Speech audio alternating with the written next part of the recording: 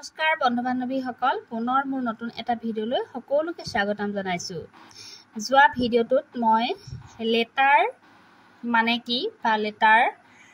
কোনবিলাকক letter বুলি কোৱা হয় আৰু এলফাবেট কোনবিলাক সেই বিষয়ে ধুনীয়াকৈ ভিডিঅ'টো আগবঢ়াইছিলোঁ। আৰু আজি যিহেতু আগৰ ভিডিঅ'ত লেটাৰ অৰ্থাৎ আখৰ, ইংৰাজী আখৰ বা এলফাবেট, ইংৰাজী বৰ্ণমালা এইখিনি আলোচনা কৰিছিলোঁ। আৰু আজি আকৌ পুনৰ মই এই লেটাৰ যিবিলাক ABCD পৰা জেডলৈকে যিকেইটা লেটাৰ, সেই লেটাৰকেইটা কেতিয়া কেপিটেল লেটাৰ হয়। আৰু মই সেইদিনাখন কৈছিলোঁ যে আমি আখৰ অৰ্থাৎ চাৰিটা পদ্ধতিৰে আখৰ আমি লিখিব পাৰোঁ। প্ৰথম পদ্ধতিটো আছিলে প্ৰিণ্টিং কেপিটেল লেটাৰ, আৰু আজি মই ভিডিঅ'টোত আগবঢ়াব লৈছোঁ কেপিটেল লেটাৰ ক'ত ক'ত ব্যৱহাৰ কৰা হয়। সাধাৰণতে আমি ইংৰাজী যেতিয়া লিখিবলৈ লওঁ কেতিয়া আমি কেপিটেল লেটাৰ আৰম্ভ কৰোঁ, কেতিয়া মানে আমি কেপিটেল লেটাৰটো লিখিব লাগে, সেই সম্পৰ্কত আজি ভিডিঅ'টো মই আগবঢ়াইছোঁ। আচলতে আমি ইংৰাজী ভাষাটো শিকিবলৈ হ'লে প্ৰথমৰ পৰা বস্তুটো শিকিব লাগিব। সেইকাৰণে মই একেবাৰে পোনপ্ৰথমে শিকিবলগীয়া বিষয় লেটাৰৰ পৰাই আৰম্ভ কৰি দিছোঁ। আচলতে লেটাৰ কোনবিলাক আৰু লেটাৰবিলাক কি কি, আৰু লগতে এলফাবেট মানে বৰ্ণমালা কোনবিলাক, গোটেই বস্তুটো আগৰ ভিডিঅ'ত দিয়া হৈছে। আৰু আজি মই ভিডিঅ'টো আগবঢ়াইছোঁ যে যিহেতু লেটাৰবিলাক চাৰিটা পদ্ধতিৰে লিখিব পাৰি, আৰু প্ৰথম পদ্ধতিটো আহিছিলে প্ৰিণ্টিং কেপিটেল লেটাৰ। আৰু সেই প্ৰিণ্টিং কেপিটেল লেটাৰে হওক, প্ৰিণ্টিং বুলি নহয়, আচলতে কেপিটেল লেটাৰ কেতিয়া ক'ত কি কাৰণত ব্যৱহাৰ কৰা হয় সেই সম্পৰ্কত কেইটামান পইণ্ট আছে নিৰ্দিষ্টকৈ। সেই পইণ্টকেইটা আজি ভিডিঅ'টোত মই দাঙি ধৰিব ওলাইছোঁ। লেটছ গ', এতিয়া আমি পইণ্টকেইটালৈ যাওঁ। 1 নম্বৰত মই লিখি লৈছোঁ আগতীয়াকৈ, কাৰণ মোৰ ভিডিঅ'টোৰ কথাখিনি ক'বলৈ সুবিধা হয়। 1 নম্বৰ পইণ্টটো হৈছে বাক্য এটাৰ আৰম্ভণিতে প্ৰথম শব্দটোৰ প্ৰথম আখৰটো কেপিটেল লেটাৰত লিখা হয়। যেতিয়া আমি ইংৰাজীত এটা চেণ্টেন্স ক'বলৈ যাম বা লিখিবলৈ যাম, তেতিয়াহ'লে আমাৰ সেই চেণ্টেন্সটোৰ প্ৰথম ৱৰ্ডৰ প্ৰথম আখৰটো সদায় ইংৰাজীত কেপিটেল লেটাৰ হয়। যেনে this is a pain, this is a table. ঠিক তেনেদৰে যিকোনো এটা বাক্য মই সাধাৰণতে ইয়াত এক্সাম্পল হিচাপেহে দেখাইছোঁ। দিছ ইজ এ পেইন, দিছ বুলি কওঁতে এই টিটো হৈছে কেপিটেল। সদায় ইংৰাজীত প্ৰথম ৱৰ্ডৰ প্ৰথম আখৰটো কেপিটেল লেটাৰ হয়। আৰু ক'ত ক'ত হয় তাৰ সম্পৰ্কত এই তলৰ পইণ্টকেইটাত মই আলোচনা কৰি আছোঁ। এতিয়া সাধাৰণতে আমি এটা ইংৰাজী চেণ্টেন্স ক'বলৈ বা লিখিবলৈ যাওঁতেনে আমি এটা কথাই মন কৰিব লাগিব যে ইংৰাজীত যেতিয়া এটা বাক্য লিখিবলৈ যোৱা হয়, সেই লিখনিৰ প্ৰথম ৱৰ্ডৰ প্ৰথম আখৰটো সদায় কেপিটেল লেটাৰ হয়।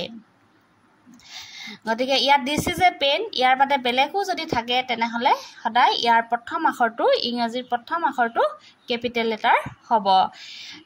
ইয়াৰ পাছতে 2 নম্বৰ পইণ্টটোলৈ যাওঁ যে মানুহৰ নাম, উপাধি, ঠাইৰ নাম আগত কেপিটেল লেটাৰ হয়। যদি মানুহৰ নাম এইটো যদি চেণ্টেন্সৰ মাজতো লিখা হয়, মানুহৰ নাম এটা বা উপাধিৰ নাম যদি লিখা হয় বা ঠাইৰ নাম যদি লিখা হয়, তেতিয়াহ'লে কেপিটেল লেটাৰ হ'ব। সেইটো যদি চেণ্টেন্সৰ মাজত হ'লেও এই মানুহৰ নাম, ঠাইৰ নাম, উপাধিৰ নাম সেইবিলাকত কেপিটেল লেটাৰ হয়। এতিয়া মানুহৰ নাম বুলি ক'লে ৰাম হৈছে মানুহৰ নাম। সেই ৰামৰ আৰ আখৰটো হৈছে কেপিটেল লেটাৰ। ই চেণ্টেন্সৰ মাজতে বহক বা প্ৰথমতে বহক, ইয়াৰ মানুহৰ নামৰ আগত সদায় কেপিটেল লেটাৰ হয়। ইয়াৰ পিছত মানুহৰ নাম XYZ যিকোনো নামৰ কথাই ক'ব পাৰে, মুঠতে মানুহৰ নাম বুলি কৈছোঁ শব্দটো। ইয়াৰ পাছত আহিলে ঠাইৰ নাম বুলি ক'লে আমাৰ ধৰি লওক দেশখনৰ নামেই কথাটো আহিলে ইণ্ডিয়া হৈছে ইণ্ডিয়া মানে ভাৰতবৰ্ষ। এতিয়া ইণ্ডিয়াৰ আই আখৰটো সদায় মাজত, যদি চেণ্টেন্সৰ মাজতো বহে বা প্ৰথমতো বহিলেতো বহিবই, মাজত হ'লেও ইণ্ডিয়াৰ মানে হওক বা যিকোনো দেশৰ নাম, ঠাইৰ নাম,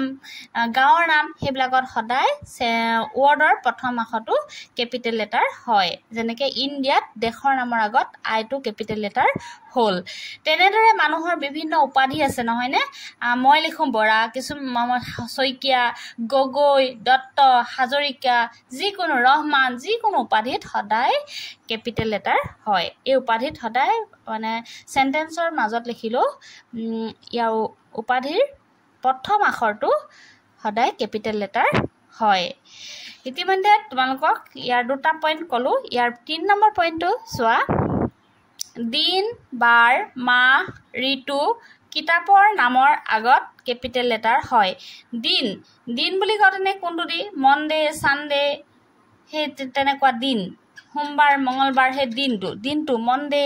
সানডে হেবিলাক সানডে মনডে টিউজডে এইবিলাক যে সদায় হে 12 নামৰ আগত আমাৰ বাৰ যেটো 7 ডেজ 7টা বাৰ আছে হে 12 নামৰ আগত সদায় কিব প্ৰথম আখৰটো যতে বহক সেন্টেন্সৰ মাজত বহিলো প্ৰথমত বহিলো কেপিটেল লেটাৰ হ'ব আকৌ মাহ মানে মন্থ মাহ আমাৰ ইংৰাজী 12টা মাহ আছে জানুৱাৰী ফেব্ৰুৱাৰীৰ পৰা একেবাৰে লাষ্টত ডিসেম্বৰলৈকে গতিকে হেবিলাকো যদি মাজত সেন্টেন্সৰ মাজত বহে তেনে হলে সদায় মাহৰ আগত মন্থৰ আগত কেপিটেল লেটাৰ হয় তাৰ পিছত ঋতু আছে 6টা ঋতু এটা সামাৰ বুলি কওঁতে এতিয়া এস টো হৈছে কেপিটেল যিকোনো ঋতুৰ নামৰ আগত সেন্টেন্সৰ মাজত বহিলো ই কেপিটেল লেটাৰ হয় গতিকে কিতাপ এতিয়া কিতাপৰ নাম ৰামায়ণ মহাভাৰত হেবিলাক ডাঙৰ কিতাপ বিখ্যাত গ্ৰন্থ হেবিলাকৰ নামত সদায় সেন্টেন্সৰ মাজত হলো কেপিটেল লেটাৰ হয় ডাঙৰ পুৰাণ যিয়ে নামৰ মানে ডাঙৰ গ্ৰন্থৰ নামৰ আগত বিখ্যাত গ্ৰন্থৰ নামৰ আগত সদায় কেপিটেল লেটাৰ হয় যেনেকৈ ৰামায়ণত আৰ টো কেপিটেল হ'ব মহাভাৰতত এম টো কেপিটেল হ'ব পুৰাণত পি টো কুৰাণ বুলি কওঁতে কে টো কেপিটেল হ'ব তেনেদৰে ইয়াৰ পাছত 4 নম্বৰ পইণ্টলৈ যাওঁ মই অৰ্থ প্ৰকাশ কৰা সৰ্বনাম আই কেতিয়াও এই মানে স্মলত নহয় সৰু আখৰত নবহে যেতিয়া আইটোৱে মই অৰ্থ প্ৰকাশ কৰে আইটো হৈছে এটা সৰ্বনাম word সৰ্বনাম শব্দ হে আইটোৱে যেতিয়া মই বুলি অৰ্থ প্ৰকাশ কৰিব ই সেন্টেন্সৰ প্ৰথমতেই বহক বা মাজতেই বহক হি কেতিয়াও স্মল লেটাৰত নহয় হি সদায় আইটো কেপিটেল লেটাৰ হ'ব এই কথাটো আসলতে ডাঙৰ মানুহৰ ক্ষেত্ৰত এইটো ভিডিও নহয় এইটো যিবিলাকে ইংৰাজী প্ৰথম শিকি আছে ইংৰাজী গ্ৰামাৰ বিষয়ে শিকিবলৈ গৈ আছে হেবিলাকৰ ছাত্ৰ-ছাত্ৰীৰ কাৰণেহে এই ভিডিওটো আগবঢ়োৱা হৈছে আৰু ই সদায় কেপিটেল লেটাৰে হ'ব মইটো যেতিয়া আইটো সেন্টেন্সৰ প্ৰথমতে হওক বা মাজতে হওক হে আইটো কেতিয়াও স্মলত নহয় সদায় কেপিটেল বহিব গতিকে তোমালোকক এতিয়া মই 4টা পইণ্টৰ কথা ক'লো ধৰি লোৱা আই গো টু স্কুল বুলি ক'লে আই গো আইটো স্মলত নপঢ়ে আৰু যদি এই আইটো মাজতো ক'বাত লিখিব লগা হয় তেতিয়াহ'লে আই বুলি যদি মই বুলি অৰ্থটো বুজায় তেনেহ'লে এই আইটো কেপিটেল হ'ব মই এইটো হেণ্ড ৰাইটিং কেপিটেলত বহাইছো এইটো হেণ্ড ৰাইটিঙেই হওক বা প্ৰিণ্টিং কেপিটেলেই ইয়াৰ পাছত তোমালোকক আজি মই কেপিটেল লেটাৰ ক'ত ব্যৱহাৰ কৰা হয় ইয়াৰ সম্পৰ্কত 4টা পইণ্ট তোমালোকৰ আগত দাঙি ধৰিলো এই 4টা পইণ্টে তোমালোকৰ কাৰণে খুব দৰকাৰী আৰু বহুতে এনেকুৱা হয় মই নিজে যেতিয়া ছাত্ৰ-ছাত্ৰীসকলক পঢ়াই থকা ছাত্ৰ-ছাত্ৰীসকলৰ মাজতে বহুতে ৱৰ্ডত ক'ত কেনেকে কেপিটেল লেটাৰ লিখিব লাগে সেই বস্তুটো নাজানে সেই কাৰণে মই জানি বুজি আসলতে এই ভিডিওটো আগবঢ়াইছো কাৰণ অভিজ্ঞতাৰ ফালৰ পৰা এই ভিডিওটো আগবঢ়োৱা হৈছে বহুত ছাত্ৰ-ছাত্ৰী ৰামায়ণ যেতিয়া লিখে আৰ টো স্মলত লিখে মহাভাৰত লিখিলে মহাভাৰতৰ এম টো স্মলত লিখে বা মানুহৰ নামটো ৰাম বুলি ক'লে আৰ টো স্মলত লিখে গতিকে কি কাৰণত আসলতে স্মল লেটাৰ বা কেপিটেল লেটাৰ হয় সেই সম্পৰ্কত মই এই ভিডিওটো আগবঢ়াইছো গতিকে ভালকে মনোযোগ দি চাব লাগিব আসলতে ইংৰাজী শব্দ এটা ক'বলৈ যাওঁতে লিখিবলৈ যাওঁতে ক'ত কি শুদ্ধকে ক'ব লাগে তাৰ নিয়মখিনি আসলতে আগতে জানি ল'ব লাগিব ইয়াৰ পাছতে আমি যেতিয়া লেটাৰ শিকিলো লেটাৰ মানে আখৰ শিকিলো আখৰৰ পাছত আমি এলফাবেটলৈ আহিলো যে বৰ্ণমালাৰ এৰ পৰা জেডলৈকে 26টা আখৰ একেলগে বৰ্ণমালা বা এলফাবেট বুলি কোৱা হয় এতিয়া এলফাবেটখিনি জনাৰ পাছত বা লেটাৰ আমি জনাৰ পাছত এতিয়া কেনেকৈ এটা ৱৰ্ড গঠন হয় সেই বিষয়ে আমি জানিব লাগিব ৱৰ্ড এটা হ'বলৈ হলে কেইবাটাও লেটাৰ লগ লাগি এটা ৱৰ্ড গঠন কৰা হয় এতিয়া খালি সেই যিটো ৱৰ্ড তুমি লিখিবা সেই ৱৰ্ডটোৰ এটা অৰ্থযুক্ত উপযুক্ত অৰ্থ থকা হ'ব লাগিব এতিয়া আমি যিকোনো এটা ওয়াৰ্ড এনেকে ইংৰাজীত দুটামান লেটাৰ লগাই লিখি দিব নোৱাৰো কাৰণ ধৰি লোৱা গোল GOL গোল গোল মানে এটো কি হল ইয়াৰটো কোনো অৰ্থ নলালে নহয় নে কিন্তু যেটো তুমি লেটাৰ যিগিটা লেটাৰ লাগি তুমি এটা ওয়াৰ্ড গঠন কৰিবলৈ যাবা হে ওয়াৰ্ডৰ অৰ্থটো এটা অৰ্থ সম্পন্ন হ'ব লাগিব উপযুক্ত হ'ব লাগিব তাৰ সঠিক উত্তৰ ডিকচনাৰীত থাকিব লাগিব অভিধানত থাকিব লাগিব আৰু হেতু অৰ্থযুক্ত যদি নহয় তেনেহলে হি এটো ওয়াৰ্ড হ'ব নোৱাৰে গতিকে এটা লেটাৰ লাগিবলৈ হলেও ওয়াৰ্ড হ'বলৈ হলে তাৰ অৰ্থটো আমি প্ৰথম কথা অৰ্থযুক্ত হোৱা ওয়াৰ্ড আমি লিখিব লাগিব এতিয়া মই অৰ্থযুক্ত ওয়াৰ্ডৰ ক্ষেত্ৰত DOG ডগ মানে আমি জানো যে অসমীয়াত এটো কুকুৰ বুলি কোৱা হয় ডগৰ এটা অৰ্থ আছে ইয়াৰ অসমীয়া অৰ্থটো কুকুৰ যদি গড মানেও মানে ভগৱান ধৰি লও এটো যদি উল্টাকেও দিও তেতিয়াও ভগৱান হ'ব কিন্তু তাৰ অৰ্থ এটা ওলাব লাগিব নহলে হেতু এটা উপযুক্ত শুদ্ধ ওয়াৰ্ড নহয় গতিকে যিকোনো আমি লেটাৰ লাগি আসলতে এনেকৈ গঠন কৰিলেও ভুল হ'ব গতিকে লেটাৰ হেকাৰণে কেবাটাও লেটাৰ লাগি যে এটা ওয়াৰ্ড গঠন হয় সেই কথাটো অকল ভাবি ললে নহব তাৰ উপযুক্ত অৰ্থ সম্পন্ন হ'ব লাগিব ঠিক তেনে গাৰ্ল মানে ছোৱালী এটা গাৰ্ল মানে ছোৱালী হেতু তাৰ অৰ্থ এটা আছে বয় মানে লৰা তাৰ এটা অৰ্থ আছে হেকাৰণে আসলতে প্ৰত্যেকটো লেটাৰ গঠন কৰিবৰ কাৰণে অৰ্থযুক্ত হ'ব লাগিব হেমতে প্ৰত্যেকটো লেটাৰে কেনেকৈ গঠন হয় এটা উপযুক্ত অৰ্থ প্ৰকাশ হয় ইংৰাজী অভিধান তেনেদৰে অসমীয়া অভিধান প্ৰস্তুত কৰিছে লিখকসকলে সেইখিনি আমি ষ্টাডি কৰিব লাগিব অধ্যয়ন কৰিব লাগিব আৰু তোমালোকক আজি ভিডিঅ'টোত হে ওয়াৰ্ডৰ সম্পৰ্কত কথাখিনি মই বুজাইছো ওয়াৰ্ডটো তোমালোকে লেটাৰ জনাৰ লগে লগে ওয়াৰ্ডটো জানিবাই কাৰণ লেটাৰ বিলাক কেবাটাও লেটাৰ লাগি ওয়াৰ্ড গঠন হয় তাৰ পিছত সেন্টেন্স আহিব নেক্সট ভিডিঅ'টোত তোমালোকক মই সেন্টেন্সৰ বিষয়ে দাঙি ধৰিম আজিলৈকে ভিডিঅ'টো তোমালোকক মই ওয়াৰ্ডৰ সম্পৰ্কত দাঙি ধৰিছো ওয়াৰ্ডটো যেনে তেনে এটা মানে কেটামান লেটাৰ লাগি ওয়াৰ্ড গঠন নহয় তাৰ সঠিক অৰ্থযুক্ত হ'ব লাগিব আৰু ওয়াৰ্ড উচ্চাৰণ কৰিবলৈ হলে কিছুমান স্লেবল বা শব্দাংশৰো কেতিয়াবা সহায় ল'ব লগা হয় আৰু এই স্লেবলৰ উচ্চাৰণ ভাৱেলৰ কিছুমান ভূমিকাও আছে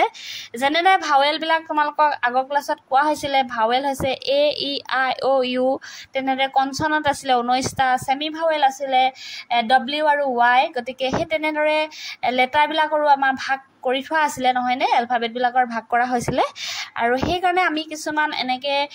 কিছুমান আমি মানে স্লেবল অৰ্থাৎ শব্দাংশৰ সহায় ল'ব লগা হয় ওয়াৰ্ড এটাৰ উচ্চাৰণ কৰিবৰ ক্ষেত্ৰত তেনেদৰে এটা ফেন বুলি কতনে FAN ফেন তাতে আমি ইয়াতে কিহৰ সহায় লৈছো ভাৱেলৰ সহায় লৈছো গতিকে সেই তেনেদৰে আসলতে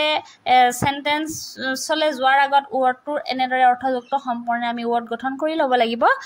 আৰু আজি তোমালোকক ভিডিঅ'টো বহুত বেছি দীঘলীয়া কৰি নাথাকো কাৰণ বহুত দীঘলীয়া ভিডিঅ' হলে মানুহে চাবলৈ আমনি পায় সো তোমালোকক লেটাৰৰ লগতে আজি ওয়াৰ্ডৰ ওপৰত থুলমুলকে তোমালোকক আভাস দিলো আৰু ইয়াৰ পাছৰ ভিডিঅ'টো মই তোমালোকৰ কাৰণে সেন্টেন্স লৈ আহিম সেন্টেন্স মানে কি সেন্টেন্স কাক কয় সেন্টেন্স কেই প্ৰকাৰ সেই বিষয়ে তোমালোকলৈ ভিডিঅ' আগবঢ়াম আৰু গতিকে তোমালোকে প্ৰথম ভিডিঅ'ৰ পৰা ইংৰাজী গ্ৰামাৰ শিকিবৰ কাৰণে লেটাৰৰ পৰা আৰম্ভ কৰি লেটাৰ কোড কেতিয়া কেপিটেল লেটাৰ ব্যৱহাৰ কৰা হয় এই সম্পৰ্কত তোমালোকে ভিডিঅ'টো চাই লবা গতিকে আৰু নতুন ভিডিঅ' পাবলৈ হলে তোমালোকে উৎসাহ মোক দিব লাগিব আৰু তোমালোকৰ উপযোগী হোৱাকৈ মই ভিডিঅ' বনাবলৈ সদায় চেষ্টা কৰি যাম আৰু তোমালোকে যদি ভিডিঅ'টো চাই ভাল পাইছে আৰু বেলেগৰো যাতে উপকৃত হয় সেই কাৰণে তোমালোকে ভিডিঅ'টো শ্বেয়াৰ কৰি দিবা যিমান পাৰা সকলোৱে চোৱাকে গতিকে আজিলৈ বাই বাই ধন্যবাদ